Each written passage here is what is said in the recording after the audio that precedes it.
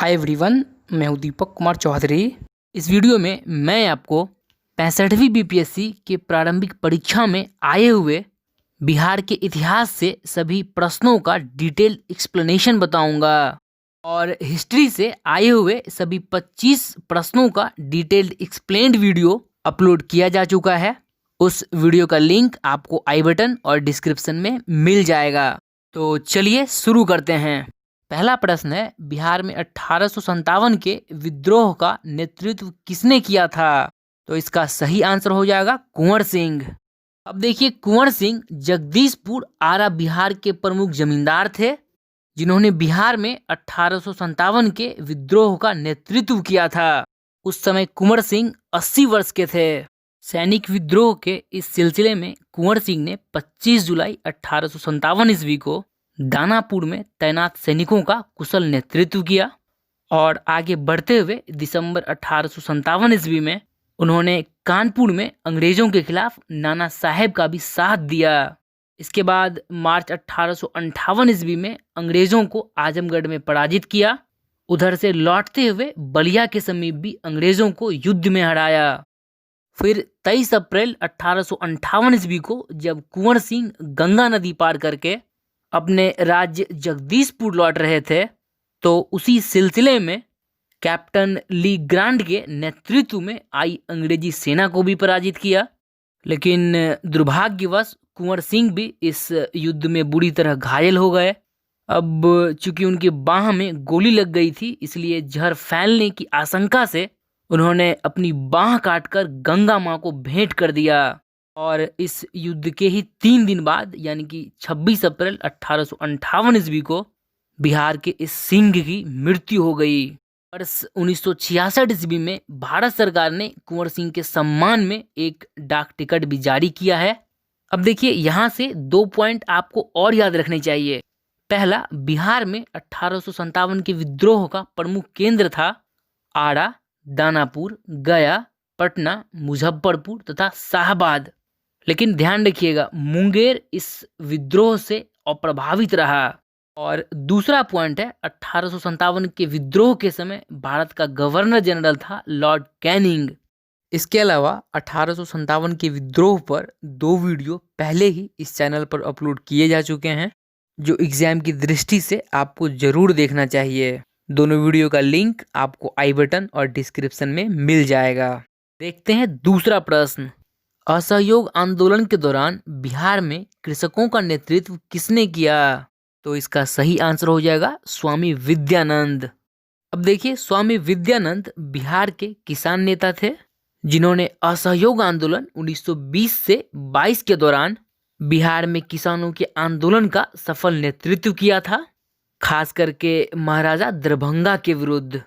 अब देखिए, असहयोग आंदोलन से 3 पॉइंट आपको और याद रखने चाहिए। पहला पॉइंट है, असहयोग आंदोलन का शुरुआत 1920 ईस्वी में हुआ था। दूसरा पॉइंट है, असहयोग आंदोलन महात्मा गांधी द्वारा चलाया गया प्रथम जन आंदोलन था। और तीसरा पॉइंट है, असहयोग आंदोलन के दौरान ही महात्मा गांधी ने 1 वर्ष में स्वराज का नारा दिया था। आइए अब देखते हैं तीसरा प्रश्न। भागलपुर में नमक सत्याग्रह का नेतृत्व किसने किया था? तो इसका सही आंसर हो जाएगा महादेवलाल सराफ।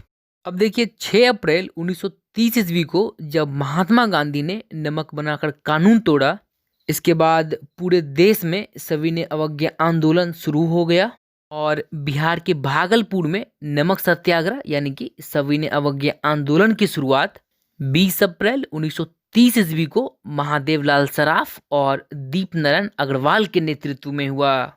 अब देखिए, अगर हम बिहार की बात करें तो बिहार में सविनय अवज्ञा आंदोलन की शुरुआत 15 अप्रैल 1930 ईस्वी को सबसे पहले चंपारण और सारण जिलों से हुआ। अगर हम सारण जिले की बात करें तो सारण जिले में नमक सत्याग्रह का नेतृत्व श्री नारायण प्रसाद सिंह, भरत मिश्र, गिरीश तिवारी और बवन सिंह ने किया था। वहीं मुजफ्फरपुर में इसका नेतृत्व रामदयालु सिंह, जनकधारी प्रसाद और ठाकुर रामनंदन सिंह ने किया।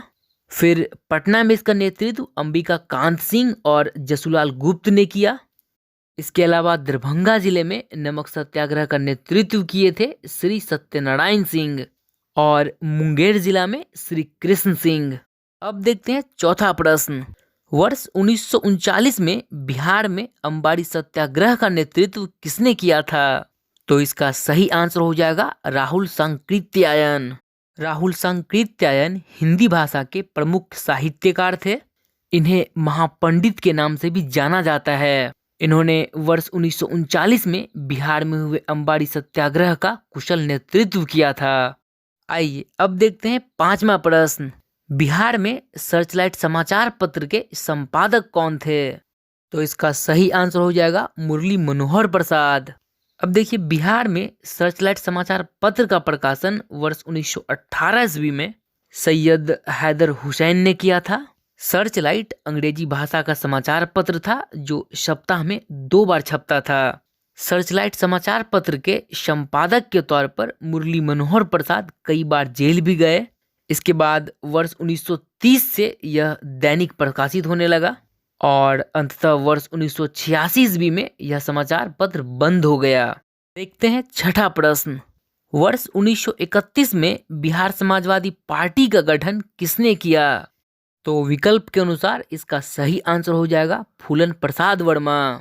अब देखिए, वर्ष 1931 में आचार्य नरेंद्र देव, जयप्रकाश नारायण, गंगा शरण सिंह, फूलन प्रसाद वर्मा, अब्दुल बारी, राहुल सांकृत्यायन तथा अंबिका सिन्हा ने बिहार में समाजवादी पार्टी की स्थापना के लिए एक समूह बनाया था, जिसका पहला अधिवेशन वर्ष 1934 ईस्वी में पटना में हुआ।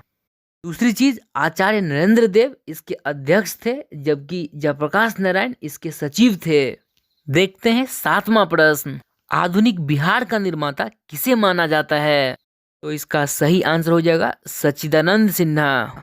क्योंकि 12 दिसंबर 1911 को दिल्ली दरबार में इंग्लैंड के सम्राट जॉर्ज पंचम ने बिहार और आज के उड़ीसा को बंगाल से अलग करके एक नए प्रांत बनाने की घोषणा की थी, जिसमें सच्चिदानंद सिन्हा की महत्वपूर्ण भूमिका रही।